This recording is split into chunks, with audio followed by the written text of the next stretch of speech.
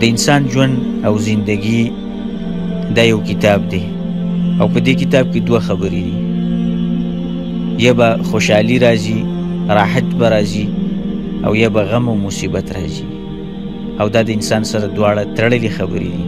که پاڼه اړی نو خوشحالي ده، که بله پاڼه اړی نو غم دی. او داسې دا ژوند روان دی او تیریږي د انسان. او الله سبحانه وتعالی دا خبره کړې ده، ونبلوکم بالشر والخیر فتنه والینا ترجعون. الله وایي زه تاسو باندې دوه حالت راولم او دا امتحان دی. یا د راحت حالت دا امتحان دی چې یو سړی په خوشحالۍ کې وخت تېروي، دا امتحان دی. او یا په غم کې په درد کې یو انسان واچي نو دا امتحان دی په انسان باندې. نو دا دوه خبرې شوې.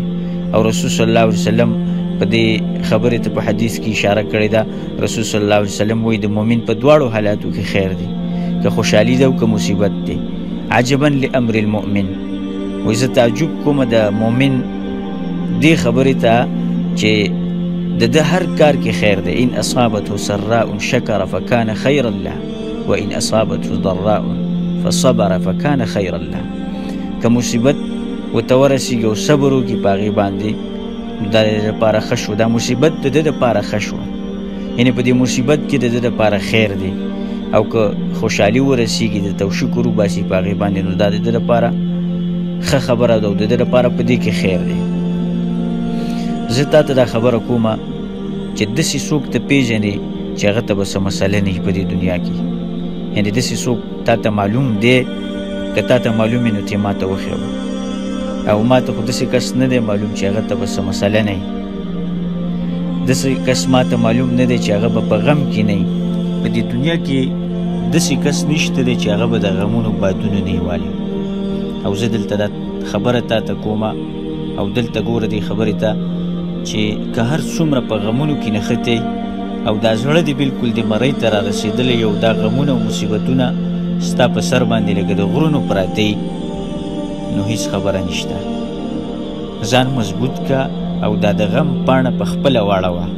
دا د غم پاڼه دا په خپله باندې واړوه، دا خپله نه وړي. ځان مضبوط که، په ځان کې طاقت پیدا که، ځان قوي که. او دلته خیال کوه او دا درته ناشنا خبره کومه چې د دننه نه کمزوری نه شي، د دننه مات نه شي، خپله حوصله ماته نه کړي، خپل همت مات نه کړي. او دا خبره زه دغه حدیث نه کومه چې رسول صلی الله علیه وسلم په هغې کې اول پناه چې غوښتې ده، هغې د دې نه غوښتې ده چې د دننه نه کمزوری نه شمه، دننه همت ما کې ختم نشي، زما همت خراب نشي. او رسول صلی الله علیه وسلم دا خبره کړې ده، اللهم انی اعوذ بک من الهم والحزن.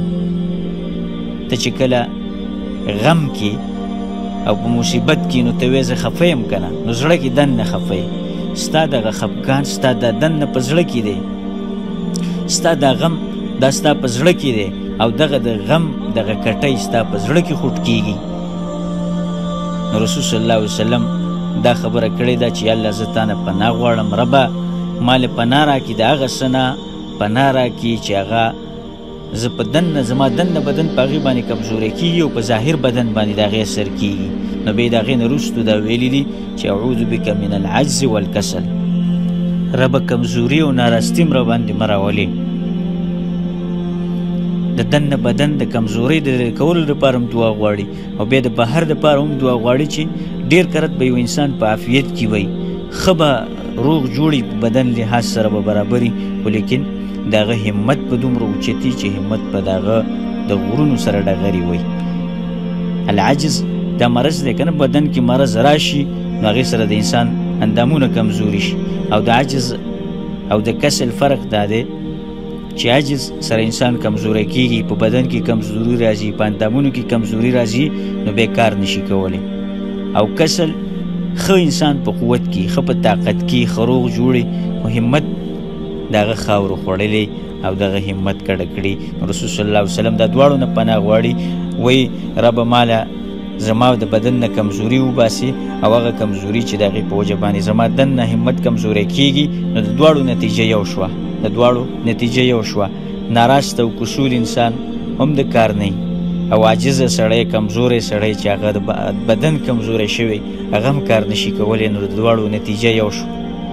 رسول صلی الله علیه وسلم دلته زور په دې باندې ولګو چې دننه نه ته خراب نشي، دننه ستا دغه حوصله ماته نشي، دغه همت ستا کمزوری نشي او دغه طاقت خپل خراب نه کړي، نو د دننه د بدن دپاره رسول صلی الله علیه وسلم دعا غوښتلې ده او په دې باندې زور لګولی دی.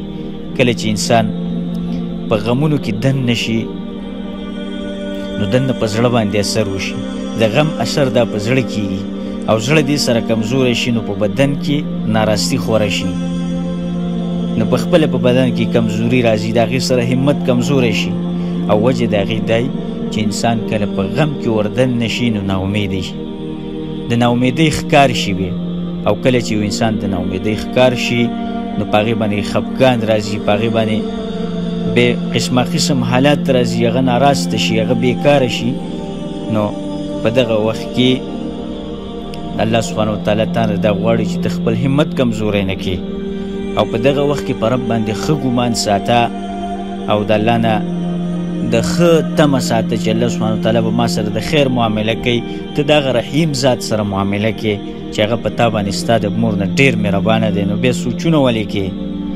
نو همیشه دپاره ښه ګمان ساته په خپل رب باندې او دا خبره ذهن کې اړوه راړوه چې یو ورځ را روانه ده چې ته به یو کلاو حالات ته وځې. ان یعلم الله فی قلوبکم خیرا یؤتکم خیرا مما اخذ منکم، که الله ستا په زړه کې چېرته خیر وکتو، ستا په زړه کې چېرته د خیر ارادې وي او ستا په رب باندې ښه ګمان نو انا عند ظن عبدي بي، الله سبحانه وتعالی وایي زه دغه بنده سره د هغه د ګمان مطابق چلیږم، بیا دله در کومه دغه خوشحالي چې کومه ته زما نه امید ساتې. نو همیشه دپاره مضبوط اوسېږه، که ټول خلک ستا دشمنۍ ته ودرېږي نو دا خبره یاده کړه چې تقدیر دا د الله په لاس کې دی. خفه کېدی به په هغه وخت کې چې ستا تقدیر الله ستا دشمنانو په لاس کې ورکړی وي او ستا تقدیر ستا د دشمنانو سره وي، نو خفګان د څه خبرې دی چې ستا تقدیر ستا د رب په لاس کې دی او الله سبحانه وتعالی چې کله په تا باندې غم راولي، مصیبت راولي، نو د دې وجې نه راولي چې په تا باندې خلک خوشحاله کړي، د دې وجې نه په تا باندې مصیبت نه راولي چې په تا باندې خلک خوشحاله شي، بلکې د الله سبحانه وتعالی په دې کې څه حکمت دی. نو همیشه دپاره په الله سبحانه وتعالی باندې ښه ګمان ساته، په الله باندې خپل عقیده مضبوطه کړه، خپل اعتماد مضبوط کړه او د الله سبحانه وتعالی نه مدد غواړه.